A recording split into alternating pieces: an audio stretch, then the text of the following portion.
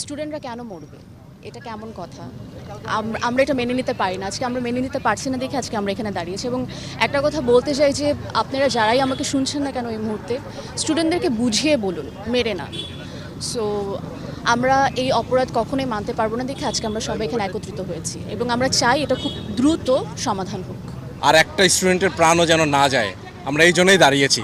আপনারা প্লিজ একটু সবাইকে নিয়েই করেন, আমাদের সংহতি প্রতিটা স্টুডেন্টের পিছনে, তাদের দাবির পিছনে।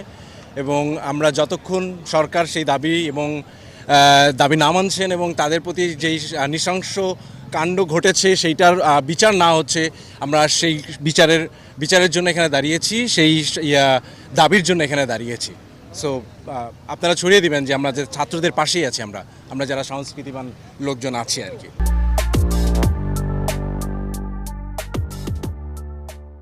এটা আপনারা সবাই জানেন, আসলে সবারই আসা উচিত। আমরা